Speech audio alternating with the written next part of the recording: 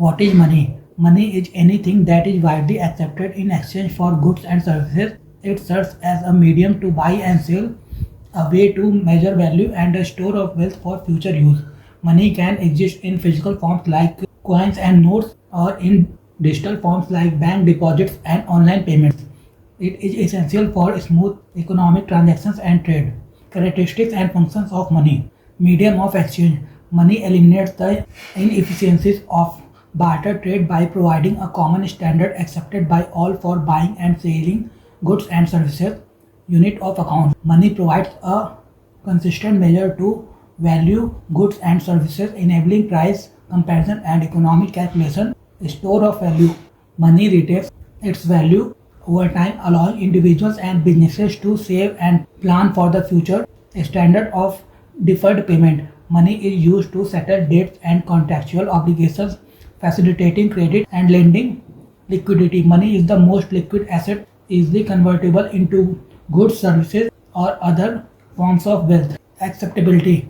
Money is widely accepted within an economy for transactions and payments. Types of money.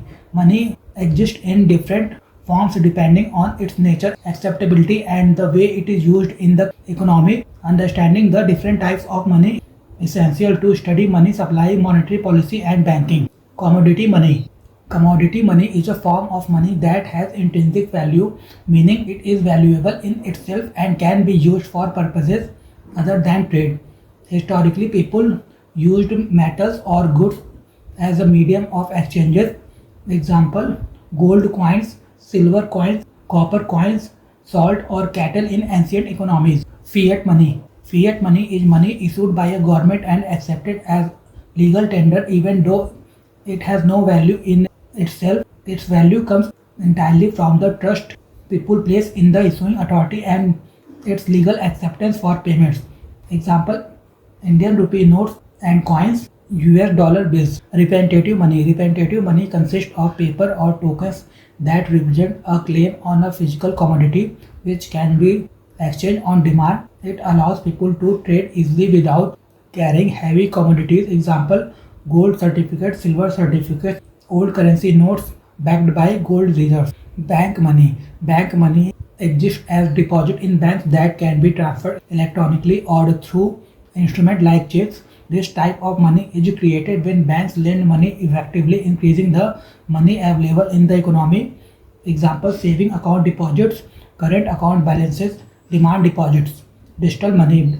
Digital money is money that exists only in electronic form. It is used for online transaction, mobile payments, and cashless banking. This form of money has become increasingly important in modern economics. Example: UPI transfers, payment balances, Google Pay, cryptocurrencies like Bitcoin. Components of money supply.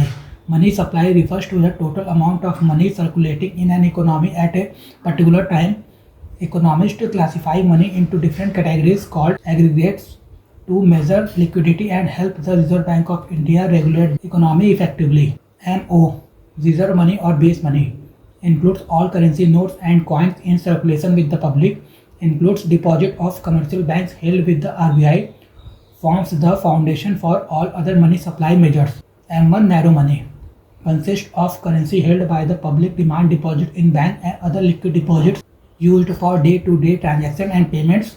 M2 includes all of M1 plus saving deposit with post offices, represents slightly less liquid money than M1 but still readily accessible. M3, broad money, include M1 plus time deposit with commercial banks, widely used to measure total money available in the economy. M4 includes M3 plus total deposit with post office saving institutions excluding national saving certificates, represent the broadest measure of money supply in the economy. Hence, the money supply hierarchy arranged from most liquid to least liquid. M0 greater than M1, greater than M2, M3 and M4. Factors affecting money supply.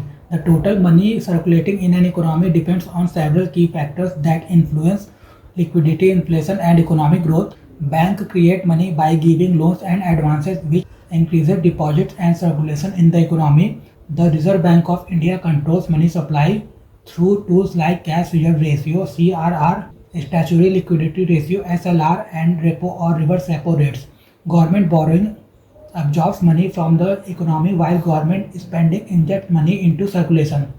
Foreign inflows like export, foreign investment, and remittances increase money supply, while imports and capital outflows reduce it. Public preference for cash or bank deposit affects liquidity. More cash holdings reduce deposits, while more deposits increase money supply.